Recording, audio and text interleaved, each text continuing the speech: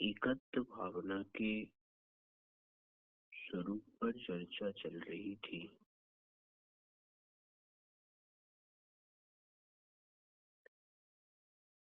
यह जीव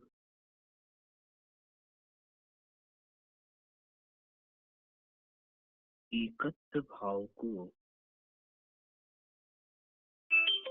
विचार करने में क्यों असमर्थ होता है कि उसके जीवन में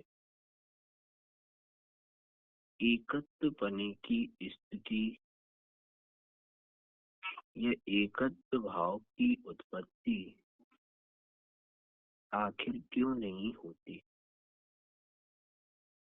कारण ऐसा क्या है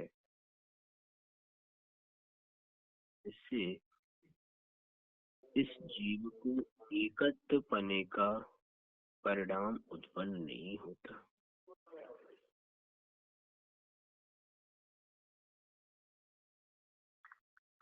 कारण है अनंत काल से इस जीव के अंतरंग में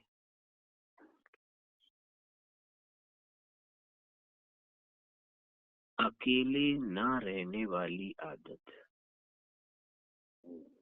स्वयं को अकेला न मानने वाला परिणाम। जिस प्रकार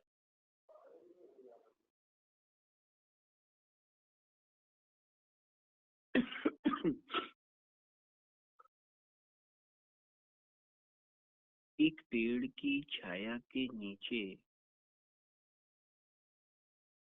कई राहगीर आकर कुछ देर को विश्राम कर लेते हैं और विश्राम करने पर उस पेड़ पर बैठे हुए कुछ पक्षी ये विचार करें कि ये सब तो मेरे अपने हैं, ये तो उनकी मिथ्या मान्यताएं हैं, क्योंकि वो तो कुछ देर के लिए छाया लेने आए हैं और जैसे ही उनका विश्राम पूर्ण हुआ कि वह अपने अपने गंतव्य मार्ग पर चले जाएंगे। प्रयोजन उनका मात्र छाया लेने का है। छाया प्राप्त नहीं होगी तो चले जाएंगे। ऐसे ही संसार के वृक्ष के नीचे कुटुंब परिवार आदि में सब अपने अपनी छाया रूपी प्रयोजन को सिद्ध करने आए हैं। समस्त संयोग अपना अपना प्रयोजन और स्वार्थ सिद्ध कर रहा है। जहाँ पर सिद्ध होता है वहां तक संयोग और संबंध चलते हैं और जहाँ पर प्रयोजन और स्वार्थ नहीं सदता है वहां पर सब प्रतिकूल हो जाता है। अब बात ये है कि इस जीव के अंतरंग में एकत्व भावना के लिए दो कारण मौजूद हैं। यदि इसने उन दो कारणों को सही सही यथार्थता में ले लिया तो यह जीव एकत्व भावना को बारंबार अपने चिंतन में ला सकता है। क्योंकि दो कारण कौन से? सबसे पहला कारण तो ये कि इसे ये ज्ञान में और श्रद्धा में आ जावे कि मेरे किए गए पुण्य और पाप के फल मुझे अकेले ही भोगने पड़ेंगे, कोई दूसरा उसमें भोगने को तैयार नहीं हो सकता। चाहे वह पुत्र हो, चाहे वह पति हो, चाहे वो पत्नी हो, चाहे वह माता हो, चाहे वो पिता हो। मैंने जिन पाप कर्मों का बंध बांधा है, उन पाप कर्मों का फल मुझे ही भोगना पड़ेगा, कोई दूसरा नहीं भोग सकता। ये ध्यान में रखना। अगर मैंने कोई पाप कर्म करे हैं तो मुझे ही भोगने पड़ेंगे। ये लगता जरूर है कि कोई जीव पुत्र के साथ पाप भोग रहा है, कोई पुत्र पिता के साथ भोग रहा है, कोई पति पत्नी के साथ भोग रहा है, कि इनकी वजह से भोग रहे। नहीं, सामने वाले परद्रव्य तो निमित्त होते हैं, हमारे स्वयं का उदय होता है, इसलिए हमें भोगने के लिए वो सहयोगी बनते हैं, चाहे वो पुण्य का फल हो और चाहे पाप का फल हो।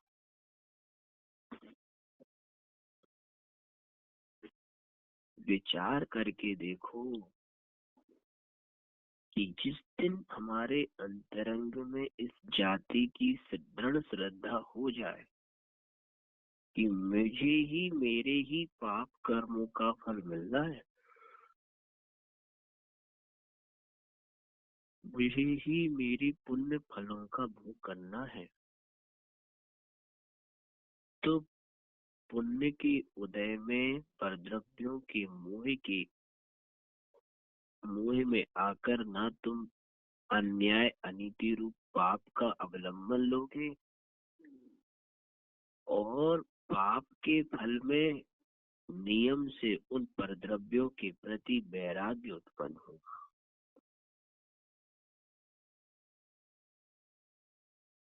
हमारे अंतरंग में ये दृढ़ मान्यता बैठी है कि ये सब तो मेरे हैं, मेरे अपने हैं, इसीलिए आज तक उनके प्रति प्रभावों की उत्पत्ति नहीं होती।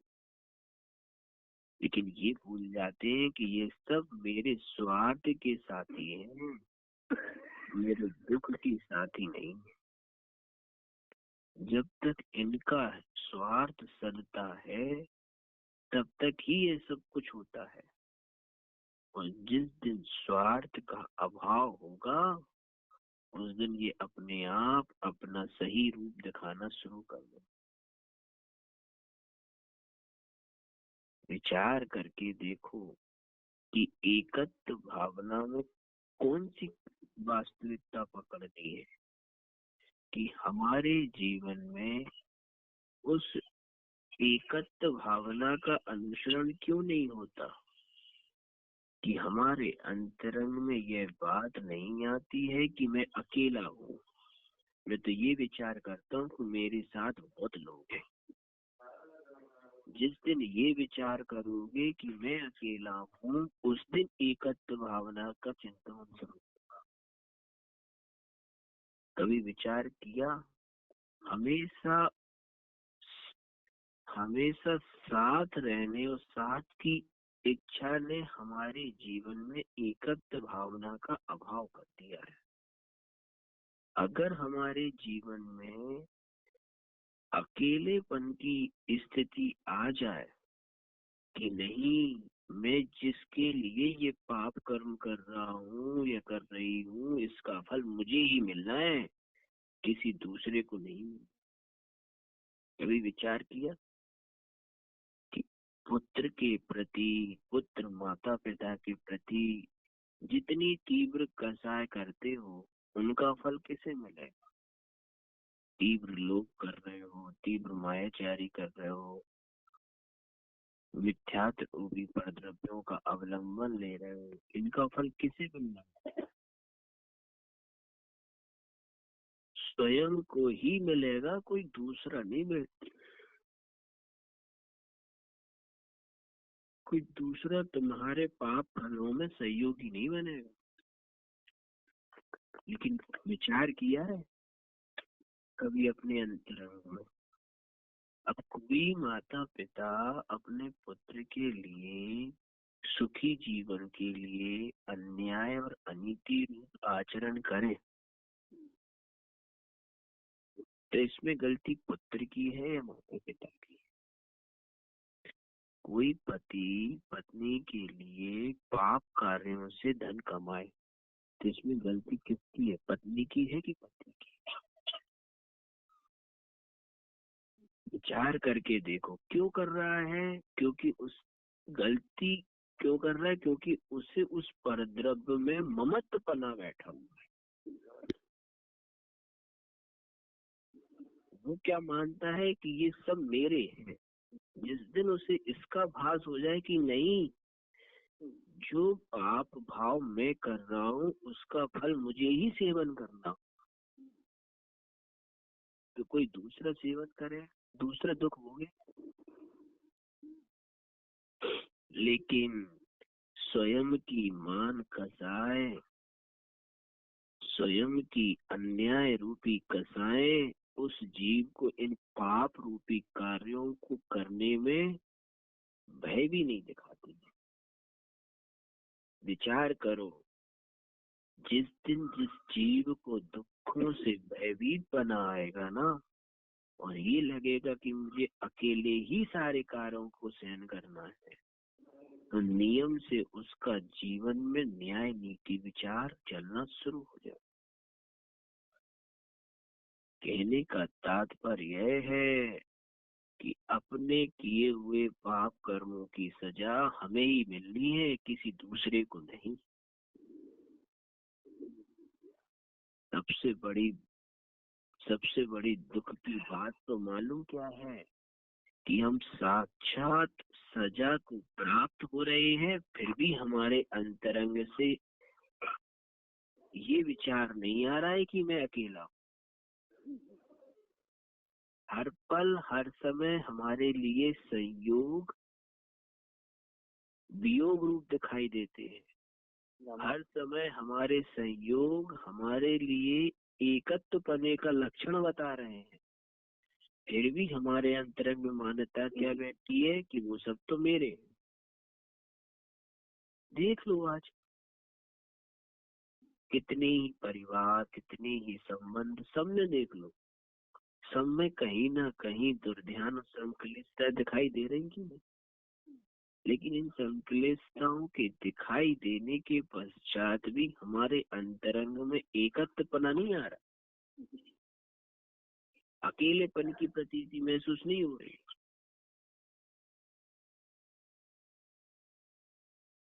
क्यों नहीं हो रही? क्योंकि हमने अपने अंतरंग में ये मान्यता बांध कर रखी है कि ये सब तो मेरे हैं।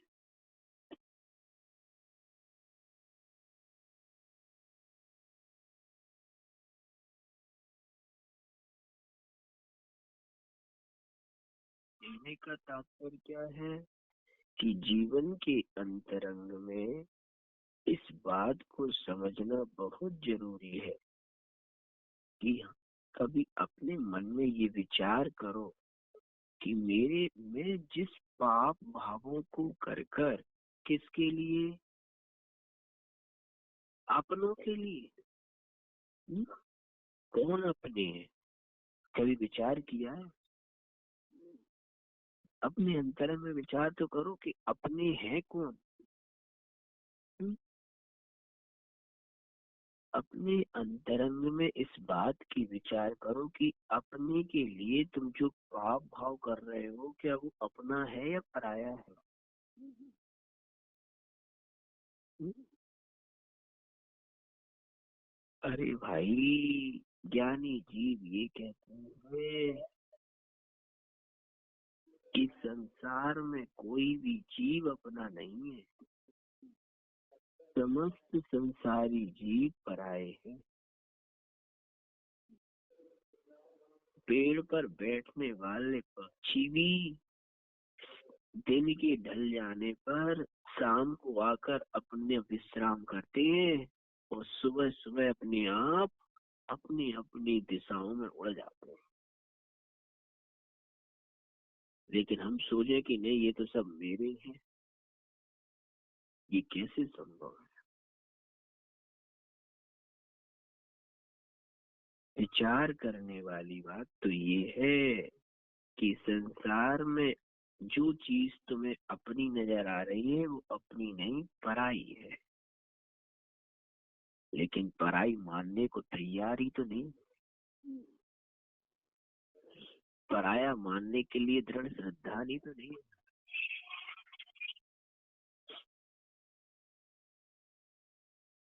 ये आवाज बहुत आती है, या तो फोन नहीं लगाएं या सुने नहीं।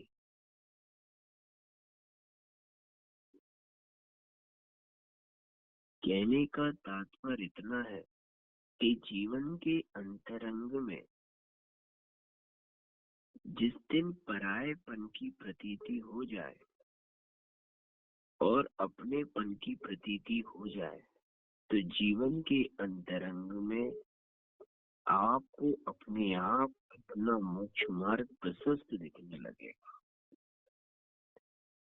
लेकिन हमारे अंतरंग में परायेपन की प्रतीतियां और अपनेपन की प्रतीति होती ही नहीं।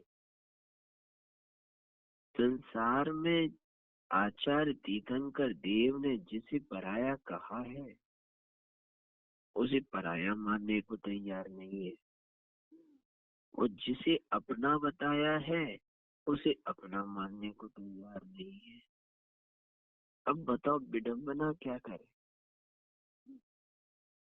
तो प्रश्न भी ये आता है कि क्या हमारे जीवन में हम अपने पुत्र के प्रति राग ना करें? क्या हम अपने पत्नी या पति के प्रति राग ना करें? ये परिवार के प्रति राग ना करें? आचार्य कह रहे हैं, कौन कहता है नहीं करो, करो, लेकिन उनके राग में तुम अन्याय अनीति वाला पाप भाव क्यों करते हो? ये कह रहे हो। क्या हमारे गुणीजनों ने, आराधकों ने राग नहीं करा क्या? हुँ? सबने राग करे, लेकिन राग करने पर उनने अन्याय और अनीति का अवलंबन नहीं लिया, न्याय और नीति वाले राग का अवलंबन लिया है। ये विचारधारा बहुत जरूरी है। आप यदि न्याय और नीति वाला राग करोगे तो नियम से आपके पास मोक्ष मार्ग के स्वरूप के लक्षण झलक कर आएंगे।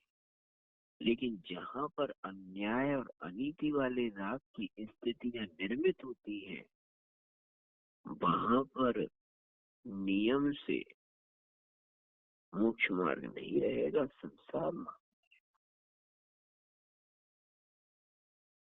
मूल बात क्या है? मूल बात ये है कि अपने अंतरंग में एक बार अकेले होने की प्रतीति लाने की कोशिश करो।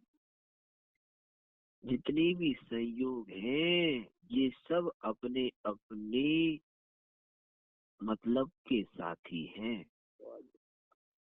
कोई तुम्हारा साथ देने वाला नहीं है, ये ध्यान में रखो। लगता है कि ये सब हमारे साथ देने वाले, लेकिन साथी कोई भी नहीं है। साथ में तो नजर आएंगे, ये ध्यान में रखना।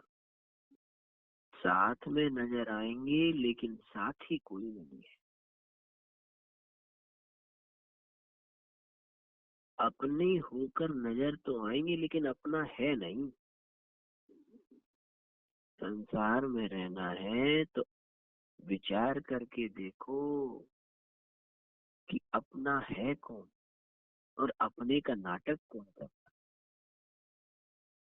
संसार के समस्त संबंध और रिश्ते मात्र अपने होने का नाटक कर रहे हैं, लेकिन वास्तविकता उनकी वो नहीं है जो तुम्हें न दिखाई दे रही है। वास्तविकता तो उसे देखो जो तुम्हें दिखाई नहीं दे रही है।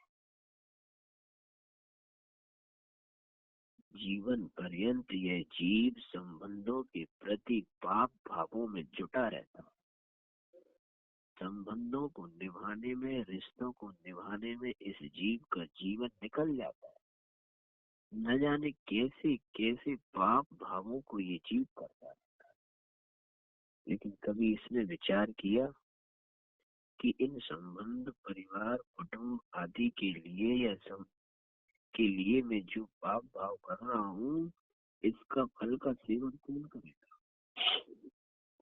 खुद ही तो करना पड़ेगा।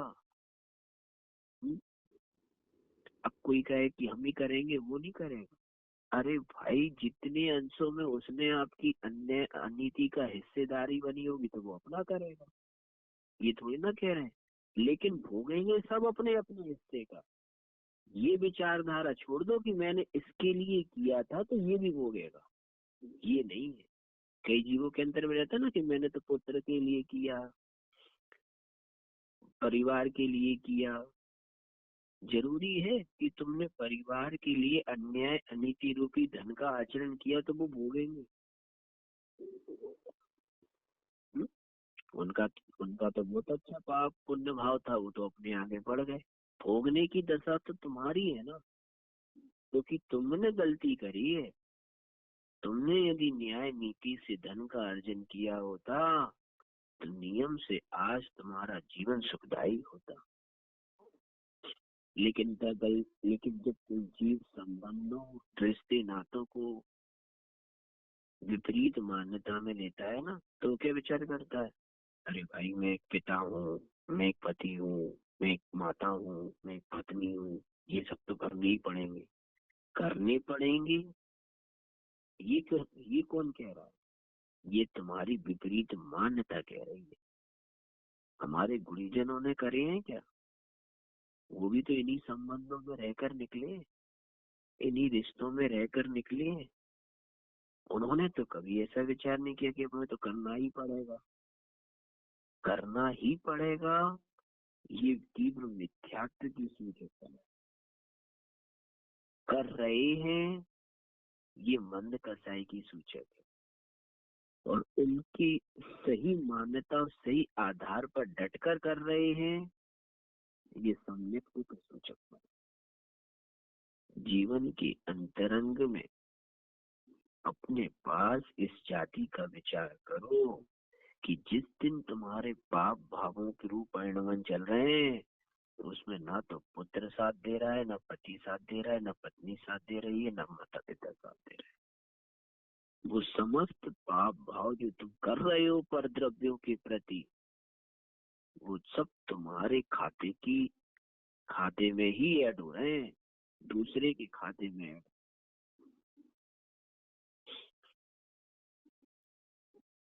कभी विचार करके देखो, कभी आपने कभी इन संबंधों के बीच में कभी प्रैक्टिकल किया?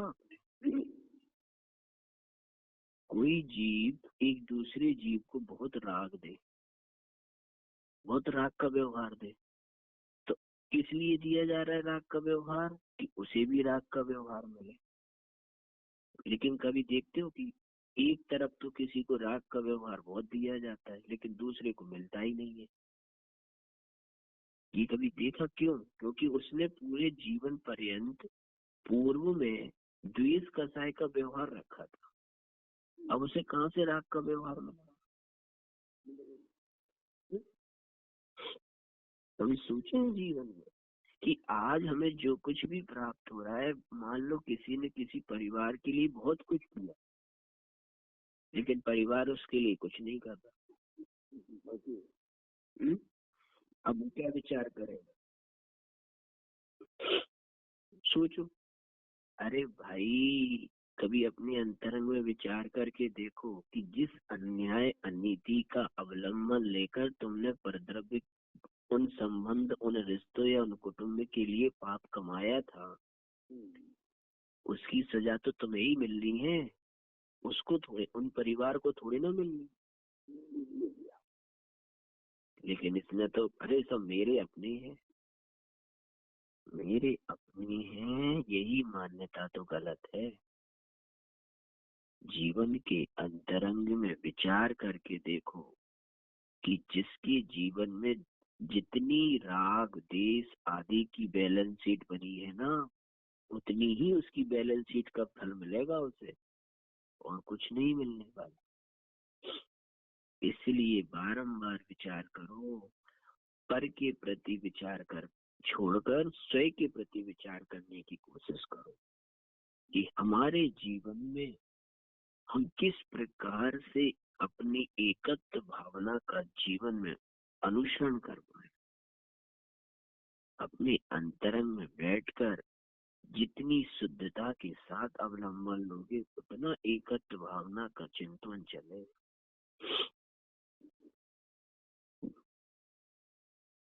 और संसार का प्रत्येक पदार्थ स्वयं के स्वार्थ के लिए कार्य करता है, पर के स्वार्थ के लिए नहीं। ये क्यों बता रहा है? आचार्य देव बता रहे हैं। लेकिन उनमें कर्म कैसे बांध लेता है? ये तो सिद्धांत हुआ, स्वार्थ के लिए कार्य होता है, लेकिन हम ये मानते कहाँ है? हम अपने स्वार्थ, हम करते अपने स्वार्थ के लिए है, लेकिन मान्यता क्या रहती है कि मैं तो पर के लिए करूंगा। अगर यही सिद्धांत मान लेना आचार्य देव का कि मैं अपने स्वार्थ के लिए करता हूँ, तो नियम से अपने स्वार्थ के लिए जब ये जीव करने लगे इस मान्यता से, तो नियम से पर द्रव्य पर भावों के प्रति भी परिणाम छूट जाए। लेकिन ये मानता ही नहीं, करता अपने स्वार्थ के लिए है, और मानता है कि मैं तो पर द्रव्यों पर भावों पर कुटुंब रिश्ते नाते संबंधों के लिए करता, मानता ही है।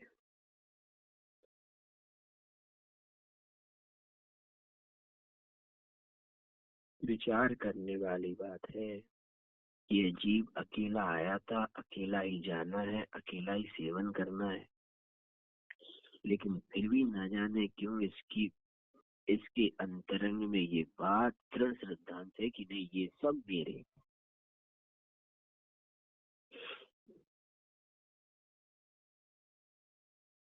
क्यों नहीं आ रही है ये भावना कि मैं अकेला हूँ?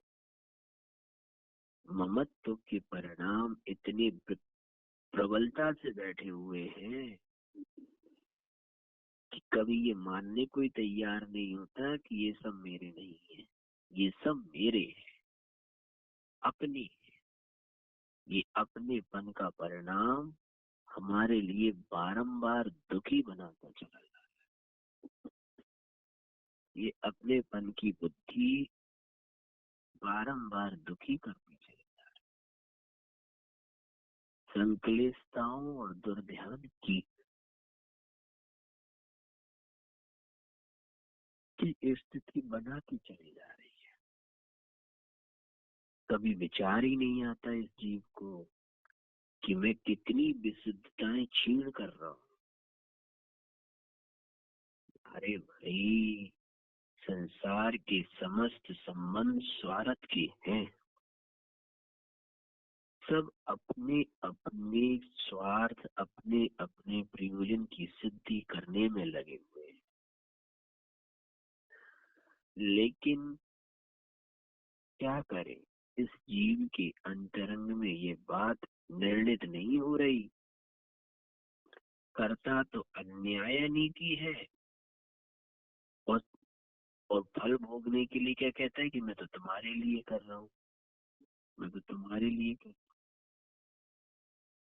अरे भाई, जिस दिन इसे ये दृढ़ श्रद्धा हो कि मैं अकेला हूँ, तो अन्याय अनीति रूप आचरण इसका स्वयं ही छूट जाए, छोड़ने की जरूरत नहीं पड़ेगी, अपने आप छूट जाए। इसे ये पता चल जाए कि नहीं, मेरे पाप के कार्यों में कोई भी साथ देने वाला नहीं है, पाप के फलों में भोगने में कोई साथ देने वाला नहीं है। फिर देखो, इसे अपने आप पाप भावों से अरति हो जाएगी, द्वेष का क्षय हो जाए, अपने आप छोड़ने का विचार करेगा। लेकिन अभी तो इसके मन में क्या विचार करता है कि नहीं, सब मेरे साथ। अनंत दुखों को सामने ही भोग रहा है, बारंबार